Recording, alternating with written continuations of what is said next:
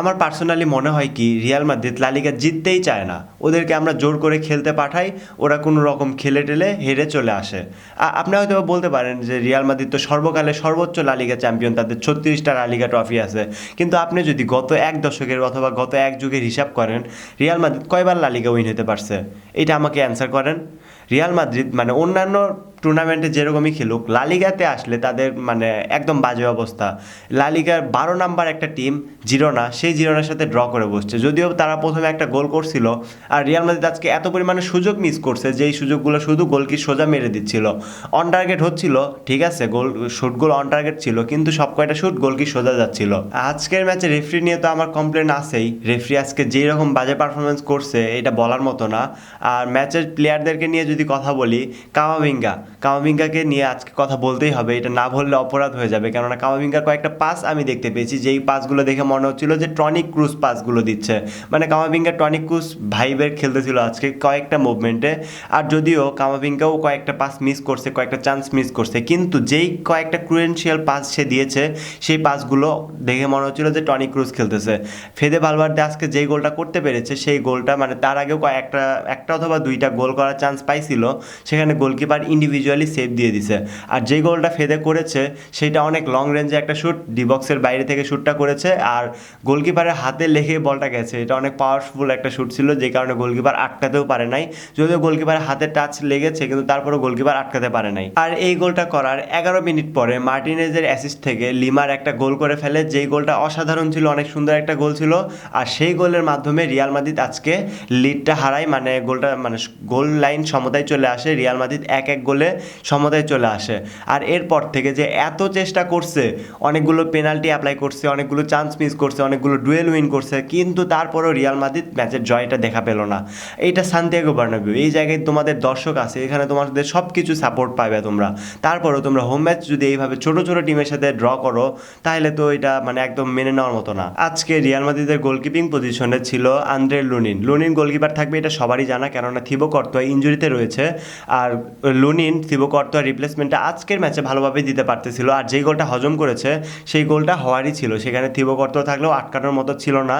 আর overall পুরো ম্যাচের কথা যদি বলি, লুনিন অনেক ভালো পারফরমেন্স করেছে। রাইট ব্যাকের কথা যদি বলি, রাইট ব্যাকে আজকে ছিল দানি কারবাহাল, কেননা ট্রেন্ট আলেকজান্ডার আর্নল্ড ছোটো একটা মাইনর ইনজুরিতে রয়েছে, সেই কারণে আজকে ট্রেন্ট নেই, সেই জায়গায় আজকে কারবাহালকে খেলানো হয়েছে। সেন্টার ব্যাক পজিশনে ছিল ইদার মিলিতাও অ্যান্ড রাউয়েল এসেন্সিও, এই দুইটা প্লেয়ার। রাউয়েল এসেন্সিও কয়েকটা মিস করছে, কিন্তু ইদার মিলিতাও মিস করে নাই, কিন্তু তাকে যে কয়েকটা চান্স ক্রিয়েট করতে দেখবো সেরকম কোনো কিছু দেখি নাই। আর লেফট ফুল ব্যাকে ছিল ফ্রান গার্সিয়া, স্টার্টিং লাইন আপে ফ্রান গার্সিয়া ছিল, যদিও তাকে আবার সাবস্টিটিউট করা হয়েছে। আর ফ্রান গার্সিয়া মোটামুটি ভালো খেলেছে, কিন্তু সেখানে যদি হুইজেন্স থাকতো অথবা কারেরাস থাকতো, তাহলে অনেক ভালো পারফরমেন্স করতে পারতো, ফ্রান গার্সিয়ার থেকে ভালো পারফরমেন্স করতে পারতো। আর কারেরাস যেহেতু ইঞ্জুরিতে রয়েছে, তারও মাইনর একটা ইঞ্জুরি রয়েছে, যে কারণে আজকে লাইন আপে সে ছিল না। আর মিডফিল্ডের কথা যদি বলি, কামাভিঙ্গা আজকে অসাধারণ পারফরমেন্স করেছে, কিন্তু কামাভিঙ্গাকেও সাবস্টিটিউট করে নেওয়া হয়েছে। যদিও কামাভিঙ্গার সাথে সাথে বেলিংহাম অ্যান্ড ব্রাহিম দিয়াজকেও সাবস্টিটিউট করে নেওয়া হয়েছে মিডফিল্ড থেকে। মিডফিল্ডে শুধু একমাত্র ছিল ফেদে ভালভার্দে, আর সে ফেদে ভালভার্দে কিন্তু একটা স্কোরও করতে পেরেছে। আর একদম ফরওয়ার্ড লাইনে Vinicius junior and Kylian Mbappe, এই দুজন মিলে ভালোই পারফরমেন্স করতেছিল, অনেকগুলো চান্স ক্রিয়েট করছে, অনেকগুলো শ্যুট করছে, কিন্তু মানে সবগুলো শ্যুট প্রায় ম্যাক্সিমাম শ্যুট ছিল গোলকির সোজা, মানে সেগুলো অন টার্গেট ছিল, এটা ঠিক আছে, অন টার্গেট শ্যুট ছিল, কিন্তু গোলকি যে জায়গায় দাঁড়িয়ে আছে শ্যুটগুলো সেই জায়গাতেই যায় পৌঁছাচ্ছে, এই কারণে মানে গোল হওয়ার সম্ভাবনা খুব কম ছিল। অ্যান্ড ফেদে ভালভার্দের যে গোলটা করেছে ওই গোলটাও কিন্তু গোলকিপারের সোজাই ছিল প্রায়, কিন্তু গোলকিপার সেটা হাতে লাগার পরেও সেটা আটকাতে পারে না, এটা গোলকির ব্যর্থতা বলা চলে। কিন্তু আমরা যদি ভিনিসিয়াস অথবা ব্রাহিম দিয়াজ এই প্লেয়ারদের কথা যদি বলি, এরা তো মানে লেফট সাইডে খেলতেছে, আজকের ম্যাচের কথা বলতেছি, এরা সবাই লেফট সাইডে খেলতেছে। রাইট সাইডে রিয়াল মাদ্রিদের কে খেলবে? রিয়াল মাদ্রিদের রাইট সাইডটা একদম দুর্বল হয়ে গেছে। রিয়াল মাদ্রিদের রাইট সাইডে আমি এই মুহূর্তে দেখতেছি কোন প্লেয়ারকে আনা যাবে।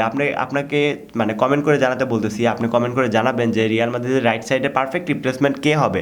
আমার একটা ওপিনিয়ন আছে, বায়ার্ন মিউনিকের ম্যাচের পর থেকে বলতেছি, রিয়াল মাদ্রিদ যদি বায়ার্ন মিউনিকের প্লেয়ার মাইকেল ওলিসিকে ব্যাক করাতে পারে, রিয়াল মাদ্রিদে সাইন ইন করাতে পারে, তাহলে রিয়াল মাদ্রিদের একটা রাইট সাইডের যে দুর্বলতা আছে সেই দুর্বলতা কাটানো যাবে। তাছাড়া আমি দেখতেছি রিয়াল মাদ্রিদের মানে ঘরোয়া যে প্লেয়ারগুলো আছে অথবা কাস্তিয়ার যে প্লেয়ারগুলো আছে সেই প্লেয়ারগুলোকে দিয়ে ভালো মতো হচ্ছে না।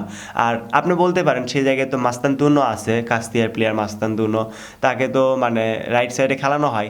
সে কিন্তু মাস্তানতুনোকে দিয়ে সাবস্টিটিউট হিসাবে খেলাতে পারেন, তাকে যে স্টার্টিং লাইন আপে রাখবেন সেটা প্রত্যেক ম্যাচে পারবেন না। আর মাস্তানতুনো এই মুহূর্তে ইঞ্জুরিতে রয়েছে, সে খেলতে পারবে না, কিন্তু ইঞ্জুরির হিসাবটা যদি বাদও দেওয়া হয়, মাস্তানতুনো রাইট সাইডে পারফেক্ট রিপ্লেসমেন্ট না, তাকে দিয়ে মানে সব ম্যাচে আপনি স্টার্টিং 11-এ খেলাতে পারবেন না, কেননা সেই জায়গাতে অনেক প্রেশার আছে।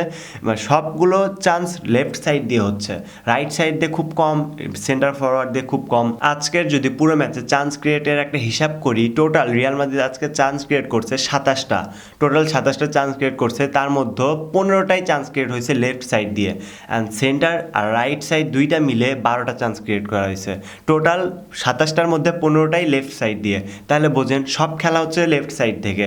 আর রাইট সাইডে তাহলে কে খেলবে? সব কিছু যদি এক সাইডে করা হয় তাহলে তো একটা সাইড গ্যাপ থেকে যায়, সেই জায়গায় তো তাদেরকে কোনো প্লেয়ারকে মার্ক করতে হচ্ছে না, সেই জায়গায় শুধু দানি কারভাল যে ক্রসগুলো তুলতেছে সেই জায়গাগুলোই হচ্ছে, আর কোনো কিছুতে মানে রাইট সাইড কাজেই লাগতেছে না রিয়াল মাদ্রিদের। এই জিনিসগুলোতে রিয়াল মাদ্রিদের ইমপ্রুভ করতে হবে, তাছাড়া এরকম ফলাফল হবে। আর আরবালোয়া মনে হয় না আর বেশি দিন টিকবে, যেরকম পারফরমেন্স করতেছে। রিয়াল মাদ্রিদ হয়তো বা ভালো একটা কোচ খোঁজার মতো মানে পজিশনে আছে এই মুহূর্তে, যেহেতু সিজনের শেষ দিকটায় চলে এসেছি আমরা, এই সময় হয়তো বা রিয়াল মাদ্রিদ ভালো একটা কোচের সন্ধানে আছে আমার মনে হয়। এটা গোপনে গোপনে হচ্ছে, হয়তো বা এখনও প্রকাশ করা হয় নাই, কিন্তু আরবালোয়া মনে হয় না বেশি দিন টিকবে, ইট ওয়াজ মাই পার্সোনাল ওপিনিয়ন। আর আরবালোয়াকে যদি টিকাইতে চান অথবা যদি মনে রাখতে চান যে আরবালোয়া নামে রিয়াল মাদ্রিদের একটা কোচ ছিল, তাহলে হয়তো বা লালিগা তো শেষ, চ্যাম্পিয়ন্স লিগটা রিয়াল মাদ্রিদের উইন হতে হবে। তাছাড়া আরবালোয়া যে ছিল এইটা মাদ্রিদের ভুলে যেতে হবে যে আরবালোয়া নামে আমাদের একটা কোচ ছিল। সো গাইস, আশা করি ভালো থাকবেন, সুস্থ থাকবেন, আপনার মতামত জানিয়ে থাকবেন। আল্লাহ হাফেজ।